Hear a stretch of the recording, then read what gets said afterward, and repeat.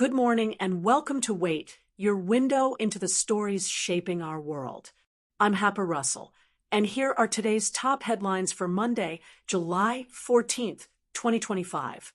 In Eastern Europe, where Ukraine is set to resume high-level military talks with the United States this week.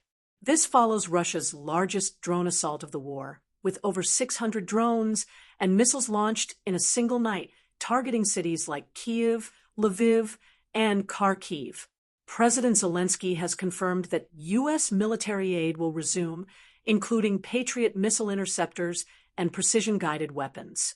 President Trump, after weeks of hesitation, reversed course and pledged additional support, citing the need for Ukraine to defend itself against increasingly complex Russian air barrages.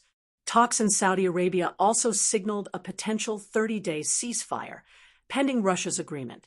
With NATO allies watching closely, the stakes couldn't be higher. In the Middle East, Iranian Supreme Leader Ayatollah Khamenei has issued a scathing rebuke of Israel's aid distribution in Gaza, calling it a cheap form of genocide. Khamenei accused Israel of forcing Palestinians into a deadly dilemma: starve or be shot while seeking food. The UN reports nearly 800 civilians have died in recent weeks near aid sites, many operated by the U.S.-backed Gaza Humanitarian Foundation. Iran's condemnation comes amid stalled ceasefire talks and mounting international pressure on Israel to allow more humanitarian access. The rhetoric is intensifying, and with diplomatic channels strained, the humanitarian crisis deepens.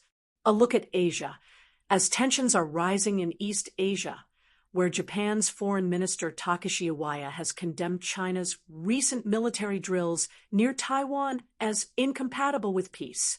Speaking at ASEAN meetings in Kuala Lumpur, Iwaya warned against unilateral attempts to change the status quo by force, citing growing concern over regional stability. Taiwan's foreign ministry echoed the sentiment, accusing Beijing of escalating military intimidation under fabricated pretexts.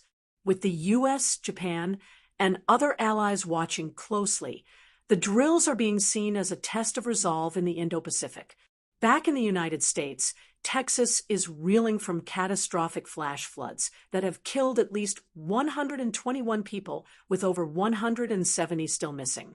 The Guadalupe River surged over 30 feet in less than an hour, sweeping away homes, RV parks, and summer camps.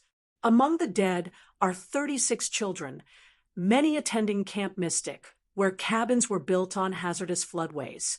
President Trump is expected to visit the region later this week, while FEMA and the National Guard continue search and rescue operations. Satellite images reveal the scale of devastation, and questions are mounting over early warning systems and government response. And finally, in Europe, France marked Bastille Day with military parades and Olympic fanfare, but also deep political uncertainty. President Macron, facing a deadlocked parliament after snap elections, presided over a scaled-down parade rerouted from the Champs-Élysées due to Olympic preparations. The parade featured 4,000 troops, 60 aircraft, and the Olympic flame, but lacked the usual international guests and armored vehicles. Meanwhile, the leftist New Popular Front holds the most seats, but has yet to agree on a prime minister, leaving France rudderless just weeks before the Games. As Macron navigates this crisis, Bastille Day's message of liberty, equality, and fraternity feels more urgent than ever. From the battle-scarred streets of Ukraine to the flood-ravaged valleys of Texas and the diplomatic flashpoints in Asia and Europe, today's headlines remind us of the fragility of peace and the resilience of people. We'll continue to follow these stories as they unfold. For more updates, stay with us throughout the day. I'm Happa Russell, and this has been Global News Update from The Wait.